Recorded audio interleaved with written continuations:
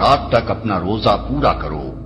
رات تک روزہ پورا کرنے سے مراد یہ ہے کہ جہاں رات کی سرحد شروع ہوتی ہے وہیں تمہارے روزے کی سرحد ختم ہو جائے، اور ظاہر ہے کہ رات کی سرحد غروب آفتاب سے شروع ہوتی ہے، لہذا غروب آفتاب ہی کے ساتھ افطار کر لینا چاہیے۔ سحر اور افطار کی صحیح علامت یہ ہے کہ جب رات کے آخری حصے میں افق کے مشرقی کنارے پر سفیدہ صبح کی باریک سی دھاری نمودار ہو کر اوپر بڑھنے لگے تو سحری کا وقت ختم ہو جاتا ہے، اور جب دن کے آخری حصے میں مشرق کی جانب سے رات کی سیاہی بلند ہوتی نظر آئے تو افطار کا وقت آ جاتا ہے۔ آج کل لوگ سحری اور افطار دونوں کے معاملے میں شدت احتیاط کی بنا پر کچھ بیجا تشدد برتنے لگے ہیں، مگر شریعت نے ان دونوں اوقات کی کوئی ایسی حد بندی نہیں کی ہے جس سے چند سیکنڈ یا چند منٹ ادھر ادھر ہو جانے سے آدمی کا روزہ خراب ہو جاتا۔